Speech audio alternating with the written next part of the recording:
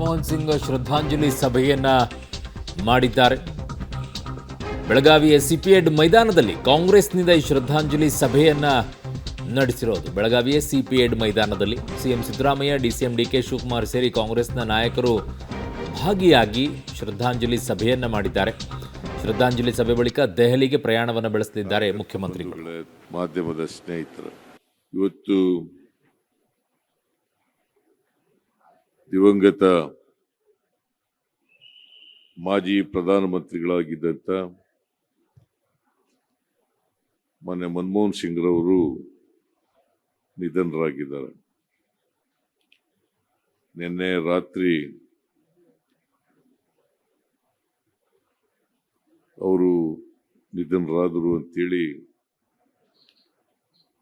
ನಮ್ಮೆಲ್ಲರಿಗೂ ಕೂಡ ಗೊತ್ತಾಯಿತು.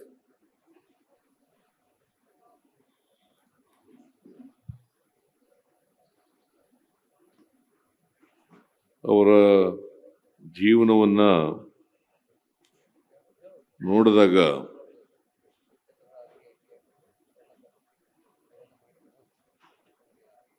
ಅವರ ಬದುಕನ್ನು ನೋಡಿದಾಗ ಒಂದು ರೀತಿ ಪವಾಡ ಆಗಿದೆ ಅಂತೇಳಿ ಅನಿಸುತ್ತೆ. ಒಂದು ಸಾಮಾನ್ಯ ಕುಟುಂಬದಲ್ಲಿ ಹುಟ್ಟಿದಂಥವ್ರು, ಗ್ರಾಮೀಣ ಪ್ರದೇಶದಲ್ಲಿ 1932ನೇ ಇಸ್ವಿ, ಈಗ 92 ವರ್ಷಗಳನ್ನು ಪೂರ್ಣಗೊಳಿಸಿದ್ದಾರೆ.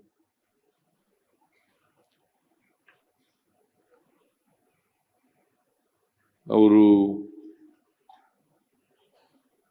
ಪಂಜಾಬ್ನಲ್ಲಿ ವಿದ್ಯಾಭ್ಯಾಸ ಮಾಡಿ ಆನರ್ಸ್ ಪದವಿಯನ್ನು ಪಡ್ಕೊಂಡು ಆರ್ಥಿಕ ಶಾಸ್ತ್ರದಲ್ಲಿ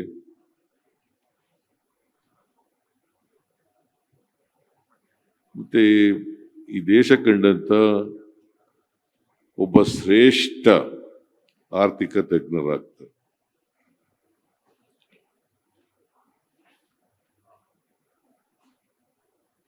ಇವರು ಜಗತ್ತಿನಲ್ಲಿ ಇವ್ರಿಗಿಂತ ದೊಡ್ಡ ಆರ್ಥಿಕ ತಜ್ಞರು ಇರ್ಬೋದು, ಆದರೆ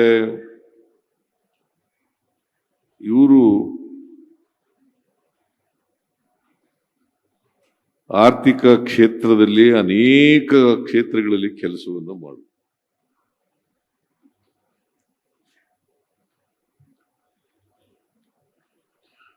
ಬಹಳ ಮೃದು ಸ್ವಭಾವದವರು, ಬಹಳ ಕಡಿಮೆ ಮಾತಾಡ್ತಾ ಇದ್ರು.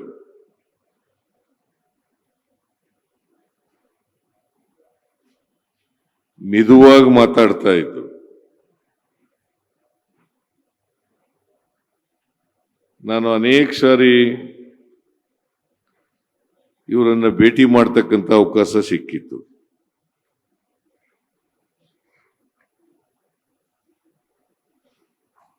ವಿರೋಧ ಪಕ್ಷದ ನಾಯಕನಾಗಿ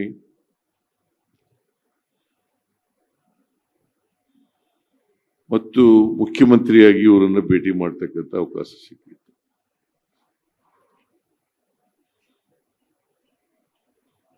ಬಹಳ ಗೌರವದಿಂದ ನಡ್ಕತಾ ಇದ್ರು, ಗೌರವದಿಂದ ಮಾತಾಡಿಸ್ತಾ ಇದ್ರು. ನಾವು ಹೇಳ್ಬೇಕಾದನ್ನ ಬಹಳ ತಾಳ್ಮೆಯಿಂದ ಕೇಳ್ತಾ ಇದ್ರು. ಮತ್ತೆ ನಾವು ಹೇಳದಂತ ವಿಷಯಗಳನ್ನ ಆಗ್ತದೆ ಅಥವಾ ಇಲ್ಲ ಅಂತೇಳಿ ನೇರವಾಗಿ ಹೇಳ್ತಕ್ಕಂಥ ಪ್ರವೃತ್ತಿಯನ್ನ ಬೆಳೆಸ್ಕೊಂಡಿದ್ರು.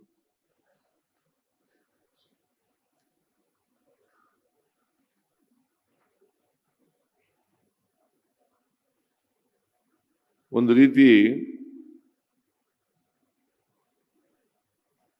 ಒಬ್ಬ ಪ್ರಾಮಾಣಿಕ ಪ್ರಧಾನಮಂತ್ರಿಯಾಗಿದ್ದಂಥವು.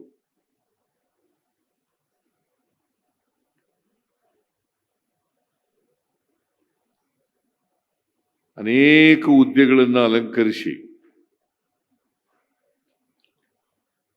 ಆ ಹುದ್ದೆಗಳಿಗೆ ನ್ಯಾಯ ಕೊಡ್ತಕ್ಕಂಥ ಕೆಲಸವನ್ನ ಮಾಡಿದ್ರು.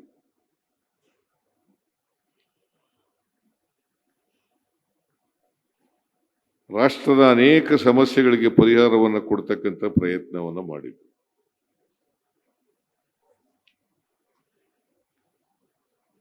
ಅವರು RBI ಗವರ್ನರ್ ಆಗಿ, ನರಸಿಂಹರಾಯರ ಮಂತ್ರಿಮಂಡಲದಲ್ಲಿ ಆರ್ಥಿಕ ಸಚಿವರಾಗಿ,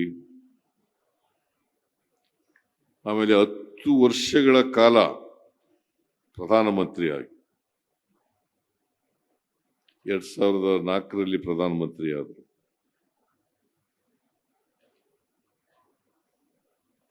ಆಗ ಶ್ರೀಮತಿ ಸೋನಿಯಾ ಗಾಂಧಿಯವರು ಪ್ರಧಾನಮಂತ್ರಿ ಆಗ್ತಾರೆ ಅಂತೇಳಿ ನಾವೆಲ್ಲ ಭಾವಿಸ್ಕೊಂಡಿದ್ದೆವು. ಶ್ರೀಮತಿ ಸೋನಿಯಾ ಗಾಂಧಿಯವರು ಪ್ರಧಾನಮಂತ್ರಿ ಆಗಲಿಕ್ಕೆ ಬಯಸದೇ ಇದ್ದಾಗ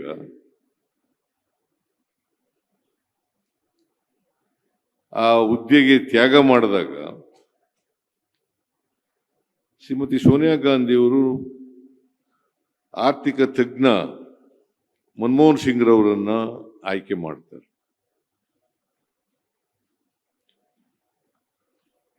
ಹತ್ತು ವರ್ಷಗಳ ಕಾಲ ಈ ದೇಶವನ್ನ ಮುನ್ನಡೆಸ್ತಕ್ಕಂಥ ಕೆಲಸವನ್ನ ಮಾಡ್ತಾರೆ. ಅವರು ನರಸಿಂಹರಾಯರು ಪ್ರಧಾನಮಂತ್ರಿ ಆಗಿರುವಾಗ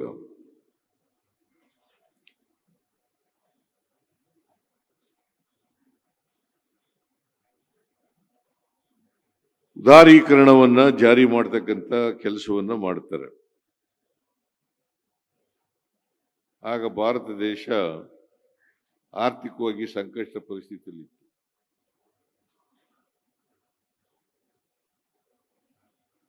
ಆ ಸಂಕಷ್ಟ ಪರಿಸ್ಥಿತಿಯನ್ನು ನಿವಾರಣೆ ಮಾಡಲಿಕ್ಕೋಸ್ಕರ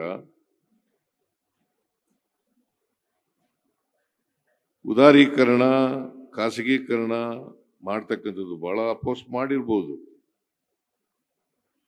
ಆದರೆ ದೇಶವನ್ನ ಆರ್ಥಿಕವಾಗಿ ಮೇಲಕ್ಕೆತ್ತಕ್ಕಂಥ ಕೆಲಸವನ್ನ ಅವರು ಮಾಡಿದ್ರು ಅಂತಕ್ಕಂಥದನ್ನ ಈ ದೇಶ ಮರೀಲಿಕ್ಕೆ ಸಾಧ್ಯ ಇಲ್ಲ. ಅಲ್ಲಿವರೆಗೆ ಇಂಡಿಯನ್ ಎಕಾನಮಿ ಇದೆಯಲ್ಲ, it was not open to world economy.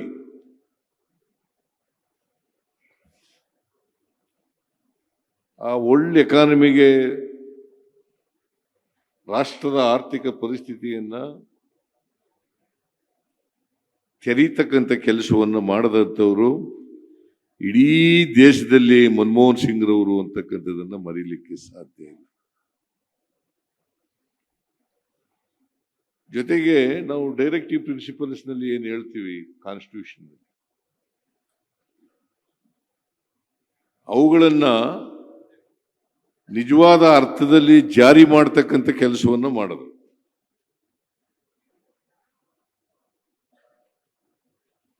Right to education, right to food, right to work, right to information, ಇವೆಲ್ಲ ಮಾಡಿದ್ದು ಅವರೇನೆ.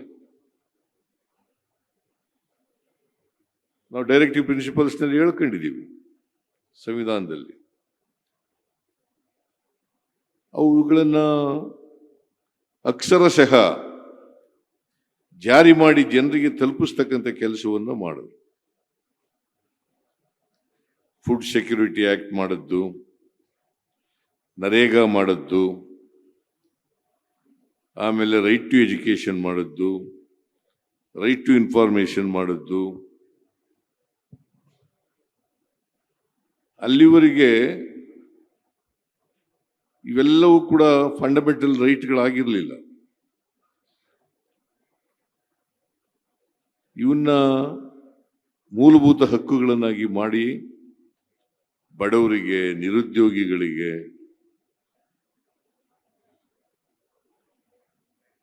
ಅವರನ್ನು ಸಾಮಾಜಿಕವಾಗಿ, ಆರ್ಥಿಕವಾಗಿ ಮೇಲಕ್ಕೆ ಎತ್ತಕ್ಕಂಥ ಕೆಲಸವನ್ನು ಮಾಡ.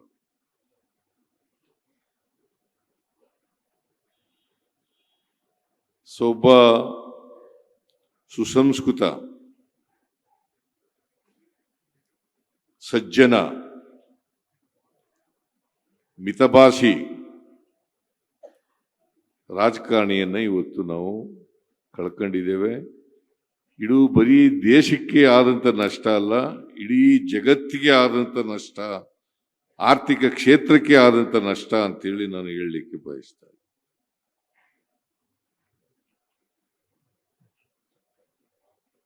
ನಾನು ಒಂದ್ಸಾರಿ 2017ರಲ್ಲಿ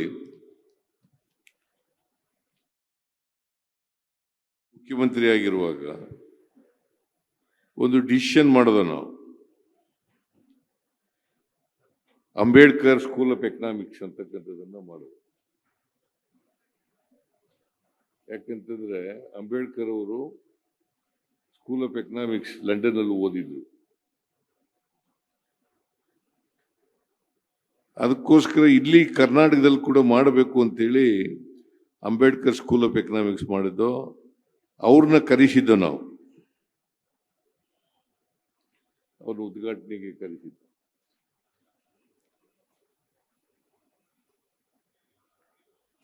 ಅದು ಒಂದು ಪ್ರತಿಷ್ಠಿತ ಸಂಸ್ಥೆ ಕರ್ನಾಟಕದಲ್ಲಿ ನಾವು ಮಾಡಿರ್ತಕ್ಕಂಥದ್ದು. ಆಮೇಲೆ ಇನ್ನೊಂದು ಕರ್ನಾಟಕದ ಆರ್ಥಿಕತೆ ಬಗ್ಗೆ ಇನ್ನೊಂದು ಸಭೆ ಕರೆಸಿದ್ದು.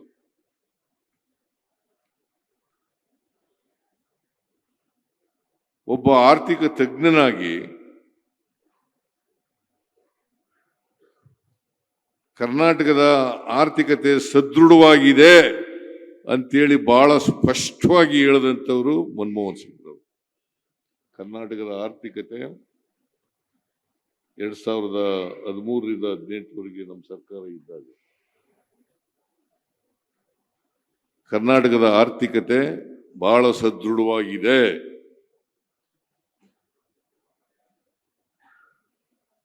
ರೋಬಸ್ಟ್ ಎಕಾನಮಿ ಅಂತ ಪದ ಉಪಯೋಗಿಸಿದ್ರು.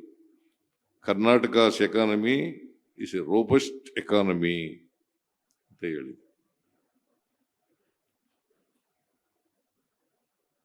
ಅಂತ ಒಬ್ಬ ಆರ್ಥಿಕ ತಜ್ಞನನ್ನ ಬರೀ ನಮ್ಮ ದೇಶದಲ್ಲಿ ಅಷ್ಟೇ ಅಲ್ಲ, ಇಡೀ ಜಗತ್ತಿನಲ್ಲೇ ಪ್ರಸಿದ್ಧಿ ಪಡೆದಿದ್ದಂತ ಆರ್ಥಿಕ ತಜ್ಞ. ಅವರ ಜ್ಞಾನ ಈ ದೇಶದ ಅನೇಕ ಸಮಸ್ಯೆಗಳನ್ನು ಪರಿಹಾರ ಮಾಡಲಿಕ್ಕೆ ಸಾಧ್ಯ ಆಯಿತು. ಪ್ಲಾನಿಂಗ್ ಕಮಿಷನ್ ಉಪಾಧ್ಯಕ್ಷರಿಗಾಗೂ ಕೂಡ ಕೆಲಸ ಮಾಡಿದ್ರು.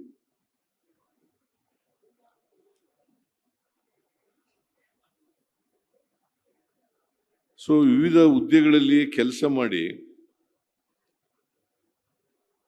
ದೇಶದ ಆರ್ಥಿಕ ಸಾಮಾಜಿಕ ಸಮಸ್ಯೆಗಳನ್ನ ಬಿಡಿಸೋದ್ರಲ್ಲಿ, ಅದಕ್ಕೆ ಪರಿಹಾರ ಕಂಡುಹಿಡ್ಕೊಳ್ಳೋದ್ರಲ್ಲಿ ಬಹಳಷ್ಟು ಶ್ರಮಿಸಿದ್ರು ಅಂತಕ್ಕಂಥದ್ದನ್ನ ಇವತ್ತು ಮರೀಲಿಕ್ಕೆ ಸಾಧ್ಯ ಇಲ್ಲ. ಮತ್ತೆ ನಿಗರ್ವಿ, ಅವ್ರಿಗೆ ಅಧಿಕಾರ ಇದೆ. ಈಗಿನ ಕಾಲದಲ್ಲಿ ಅಧಿಕಾರ ಸಿಕ್ಬಿಟ್ರೆ ಅವ್ರನ್ನ ಹಿಡಿದು ನಿಲ್ಸಕ್ಕಾಗಲ್ಲ. ಅವ್ರು ಈ ದೇಶದ ಪ್ರಧಾನಮಂತ್ರಿ ಆಗಿದ್ರು ಕೂಡ, RBI ಗವರ್ನರ್ ಆಗಿದ್ರು ಕೂಡ, ಹಣಕಾಸಿನ ಮಂತ್ರಿ ಆಗಿದ್ರು ಕೂಡ ಯಾವತ್ತೂ ಕೂಡ ಅವರು ಗೌರವದಿಂದ ನಡ್ಕೊಳ್ತಕ್ಕಂಥ ಕೆಲಸ ಮಾಡಲಿಲ್ಲ. ಅತ್ಯಂತ ವಿನಯವಂತ, ವಿನಯಶೀಲ ವ್ಯಕ್ತಿಯಾಗಿದ್ರು. ಮೃದು ಭಾಷೆನಲ್ಲೇ ಅನೇಕ ಜನರನ್ನ ಗೆದ್ದಿರ್ತಕ್ಕಂಥದನ್ನ ಇವತ್ತು ನಾವು ನೋಡ್ತಾ ಇದ್ದೀವಿ. ಅವ್ರು ಹೇಳ್ತಾ ಇದ್ರು ಒಂದು ಮಾತು, ನಾನು ಬದುಕಿರುವಾಗ ನನ್ನ ಬಗ್ಗೆ ಅಷ್ಟೊಂದು ಪ್ರಚಾರ ಸಿಗಲ್ಲ, ನಾನು ಸತ್ತ ಮೇಲೆ ಮಾಧ್ಯಮದವರು ಹೆಚ್ಚು ಪ್ರಚಾರವನ್ನು ಮಾಡ್ತಾರೆ ಅಂತಕ್ಕಂಥ ಮಾತುಗಳನ್ನ ಹೇಳಿ. ಇವತ್ತು ಆ ಮಾತು ಸತ್ಯ ಆಗಿದೆ ಅಂತಕ್ಕಂಥ ಮಾತುಗಳನ್ನ ಹೇಳಲಿಕ್ಕೆ ಬಯಸ್ತೇನೆ.